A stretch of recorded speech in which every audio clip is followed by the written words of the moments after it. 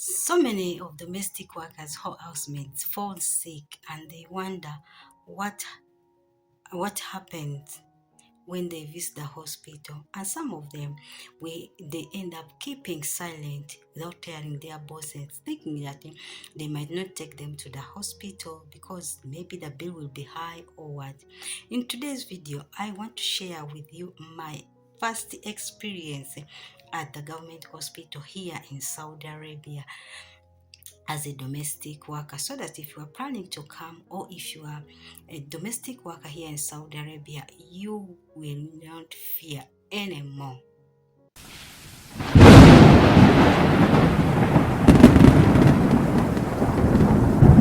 Hello everyone, welcome back to my channel. My name is Irene.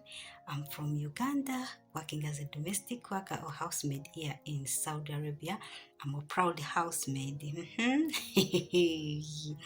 So in today's video, I want to share my first experience at the hospital in Saudi Arabia. Please watch it till the end so that you get to know, because the last part of it is so interesting and so amazing. This experience made me wonder and even asking myself questions: when will African countries reach to this extent of experience? So if you are a domestic worker, never fear to go to the hospital. Yes. Recently, one of my colleagues, one of my co-worker, had some skin rashes on her body for 2 days, 3 days. So one Friday, since this Friday, they don't work in the morning. We had to go to visit the hospital in the evening after prayers. So my boss told me to accompany her because her communication skills, especially English, is not good and not vast to even people. She's always speaking one thing and she's laughing. Her communication is not well with people, or she's not bad in communicating. She's not bad, but she's shy and not how do I say, not vibrant, or how can I call it? She's not sharp in speaking or to ask a question regarding of anything. So she's somehow shy. So my madam told me to follow her so that I can help her with communication. The way she understands, sometimes it's different from what it can be different from what they have told her. So when we reached at the hospital, since it was Friday, we just went to the emergency part, to the emergency center. That's where they were, only Friday. So when we went there, we reached the first desk. They asked us the experience about the sickness. So we had to explain. I had to explain also. The nurses there, they gave us a paper and they took us to, remember this is a government hospital, so I wonder when will we reach here. It gave me questions. So the nurse there told us to go to the receptionist. So we went to no, not the reception, to go and register, to open a file for the in her name. So here you have to open a file before you go and see the doctor. So when we went there, after having the file, they directed us to a waiting room. When reached there, we went to the waiting room. We sat there. After some 10 minutes, they called us. They called her. We enter inside. They examined her. When they examined her, they told us to go to another place, another waiting area. They have these lines. They make lines in this hospital. I was very impressed with it.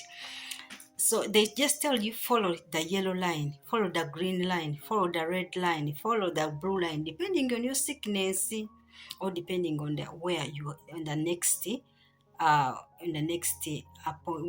appointment, or the next checkup or examination. So they told us to to follow the yellow line, since it was a skin rash and it's allergy. So we went there. Me and her, we followed the yellow line and we sat there. We sat there for something like 10 to 15 minutes. Then another nurse came and called us. They took us to another waiting area. There we found the areas of waiting. We have men and women, both in different sides. So we found other people there waiting. And after there, they called us in another examination room. They examined her. The lady nurse said it's chicken pox. And we were like, really, chicken pox? Where did she get the chicken pox? She's almost 2 years here. So she said, okay, let me first confirm with other nurses, my colleagues. And the other nurses came and they checked her. They said, it might be chicken pox, but let us first confirm. So she told us to call told us she's going to call her consultant, maybe who is more knowledgeable about the skin diseases. So she sent her message, she sent the doctor message, and she took us to another examination room, and we waited there. There we waited for long. I cannot say that we did not wait for long. For sure, we waited for a long time. It was almost 1 hour and a half minutes, and I don't blame them since it was a Friday. So few doctors come and few nurses are there for Friday just for emergencies. So waited for a long time. But what amazed me most in all those processes, we did not pay any single coin. In all those processes, going to the first reception to see to explain ourselves, getting the file or to open up a file, seeing the first examiner nurse, going to the second examiner nurse, and even to the last part, we did not pay even a single coin. So we waited there, and now here comes what really amazed me. This is a government hospital, remember. Time reached, it was dinner time. Around 6:30, like that, coming to 7. They brought dinner to the nurses around.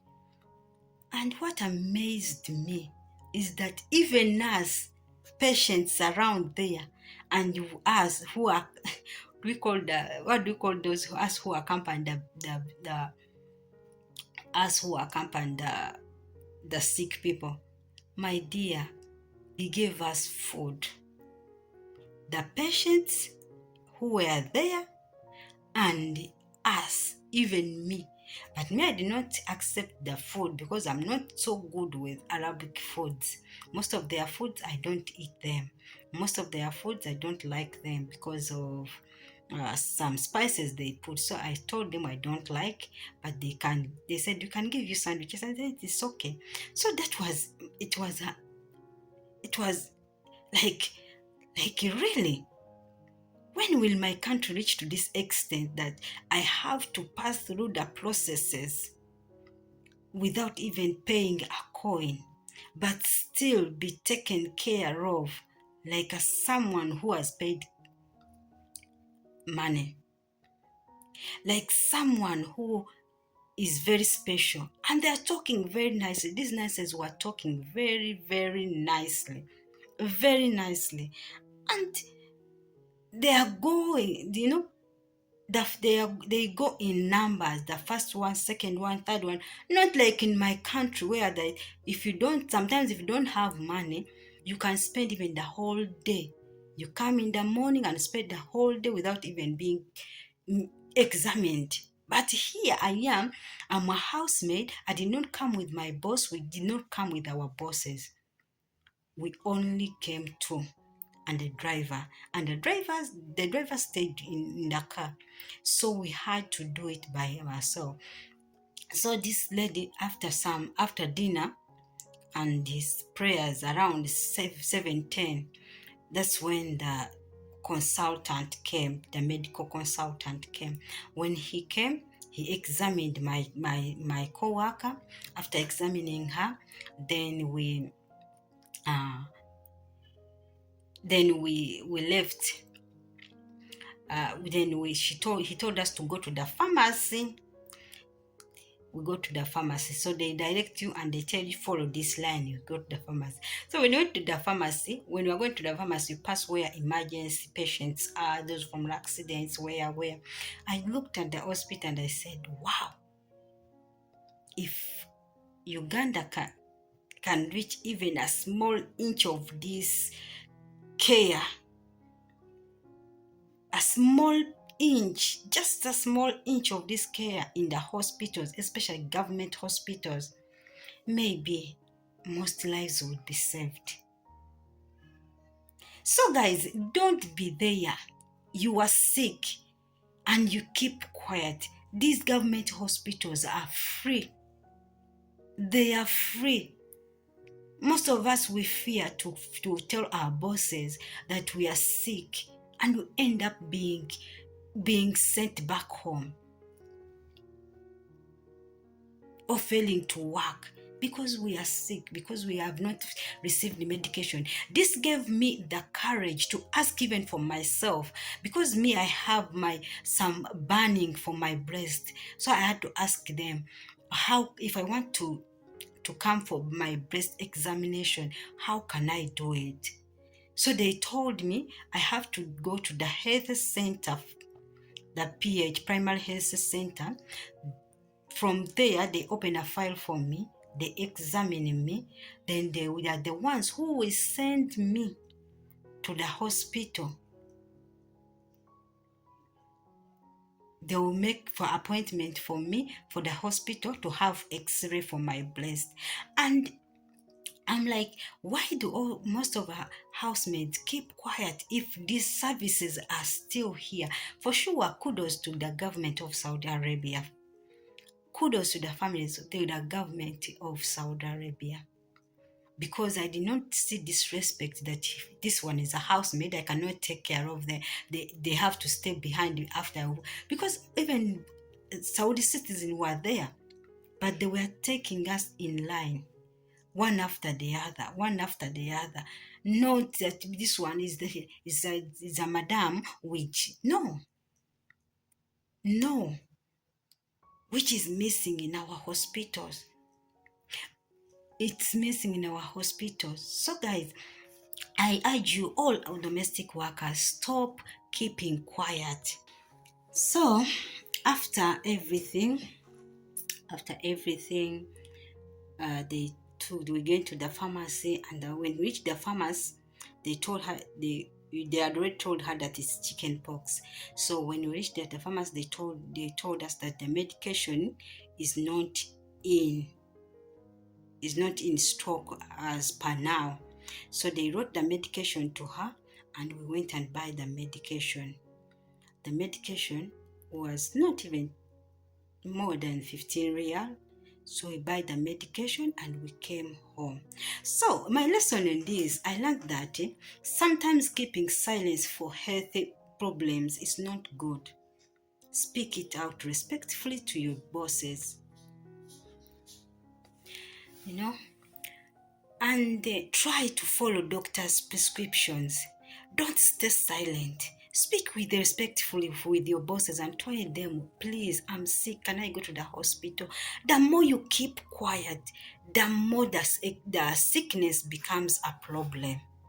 It becomes a problem, and at the end of the day, you will be transported back or deported back to your country. Yet you came to change your life. Don't be shy. Don't fear. Government hospitals here in Saudi Arabia are free of charge from the first examination. Even if you go to their app, Sahati app, it's free. Apart from the medications, apart from everything. So all those gave me an experience of not keeping silent. And remember, early detection can help you to be treated, and the disease can be treated well. Then you'll be cured. Now, when she was there, they told her, you know what, you take the medication, try to stay in your room for 1 week or some days until you feel like it's what? it's when until the sickness is over, and that is it. And now I got an idea on how to start my journey for my checkup. If I did not visit the hospital, maybe I wouldn't have known the steps to go in for my medical checkup. So that's my experience, guys. Let's fight so hard to know, to tell our bosses, and try to eat well, try to keep your medical documents. Most of the times when you visit those hospitals and you have the Sahati app, they put your file on your Sahati app, your health file. They automatically put it on your thing, because all they need is your ikama, the ID. If you have the ID here in Saudi Arabia, or every government hospital is ready to receive you. Most time, yes, some experience might be different because we have different employers. Some employers, they don't want to listen. Some employers, they don't want to know what you are going through. But speak for yourself. At least try to speak yourself, even if they don't like, even if they don't do what you want, but still you will be saved. So having spoken all that, tell me your experience. Have you ever visited a hospital here in Saudi Arabia or no? And if you find this video helpful, please like, subscribe, share, and turn your notification bell on. Comment in the comment section, what was your experience at the government hospital? To me, for sure, I'm very impressed, and I give it 10 out of 10, 5-star for the government hospital here in North Obuhol, Jeddah. It was, is it King Abdulaziz's medical complex?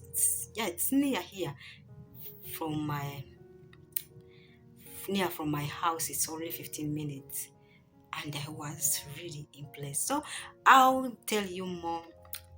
I'll give you my experience when I visit the hospital the second time for my breast checkup, because anytime I'll go there and I go and to the health center and find out what is next. I love you guys. God bless you. Bye bye. Please subscribe, turn your notification bell on. Be blessed.